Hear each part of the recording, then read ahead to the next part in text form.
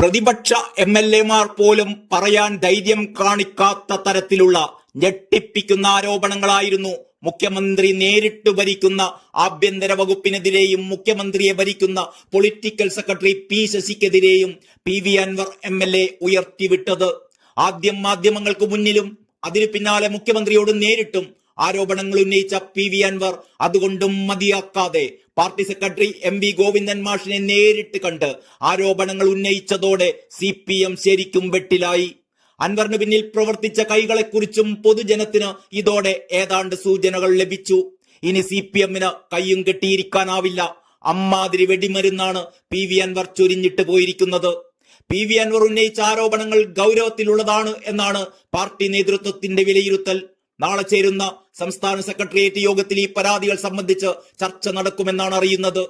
ഇന്ന് CPM സംസ്ഥാന secretary MV Govindan മാഷിനെ AKG സെന്ററിന് മുന്നിലെ ഫ്ളാറ്റിലെത്തി നേരിട്ട് കണ്ടാണ് PV അൻവർ പരാതി നൽകിയിരുന്നത്. മുഖ്യമന്ത്രിക്ക് ഇന്നലെ നൽകിയ അതേ പരാതിയാണ് പാർട്ടി സംസ്ഥാന സെക്രട്ടറിക്കും നൽകിയത് എന്നാണ് PV അൻവർ പ്രതികരിച്ചത്. എങ്കിലും കൂടുതൽ എന്തെങ്കിലും പാർട്ടി സെക്രട്ടറിക്ക് മുന്നിൽ വെളിപ്പെടുത്തിയോ എന്ന് അറിവായിട്ടില്ല. ഇന്നലെയാണ് PV അൻവർ മുഖ്യമന്ത്രി പിണറായി വിജയനെ നേരിട്ട് കണ്ട് പരാതി നൽകിയിരുന്നത്. മുഖ്യമന്ത്രിയെ കണ്ട് തിരിച്ചെത്തിയ അൻവർ ഫ്യൂസ് അടിച്ചു പോയതുപോലെയായിരുന്നു മാധ്യമ പ്രവർത്തകരെ നേരിട്ടത്. പിണറായി ശരിക്കും ഡോസ് കൊടുത്തു എന്നത് വ്യക്തം. പക്ഷേ ഇന്ന് പാർട്ടി സെക്രട്ടറിയെ കണ്ട ശേഷം അൻവർ ശരിക്കും പുലിയായി മാറി. മുഖ്യമന്ത്രിയുടെ political secretary P Sasi super മുഖ്യമന്ത്രിയായി ചമയുന്നു എന്നതാണ് PV അൻവറിന്റെ പ്രധാന ആരോപണം. ഈ കാര്യം ഏറെക്കാലമായി CPM-ന് അകത്തു തന്നെ പുകഞ്ഞുകൊണ്ടിരിക്കുന്ന ഒന്നാണ്. പൂച്ചയ്ക്ക് ആര് മണികെട്ടും എന്നതുപോലെ സംസ്ഥാന സെക്രട്ടേറിയറ്റിലും സംസ്ഥാന സമിതിയിലുമൊക്കെ ആരിത് അവതരിപ്പിക്കും എന്നതായിരുന്നു ഇതുവരെയുള്ള പ്രശ്നം. ഏതായാലും ആ ദൗത്യം അൻവർ ഭംഗിയായി നിർവഹിച്ചു കഴിഞ്ഞു. കാരണഭൂതനെതിരെ അടിക്കാൻ വടി തിരഞ്ഞു നടക്കുന്നവർക്ക് കയ്യിൽ കിട്ടിയ സൂപ്പർ ആയുധം. നാളെ ചേരുന്ന സംസ്ഥാന സെക്രട്ടേറിയറ്റിലെ ചർച്ചകൾക്കനുസരിച്ചായിരിക്കും ഈ പരാതിയിൽ എന്ത് നിലപാടെടുക്കണമെന്ന് തീരുമാനിക്കുക.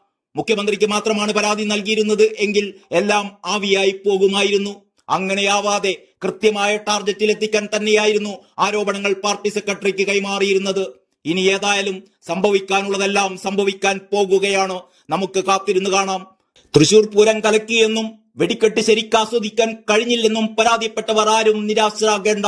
പാർട്ടിക്കുള്ളിൽ ഇതാ വലിയൊരു വെടിക്കെട്ടിന് തിരികൊളുത്തി കഴിഞ്ഞിരിക്കുന്നു. അത് കണ്ടാസ്വദിക്കാം നമുക്ക്. നന്ദി, നിർത്തട്ടെ.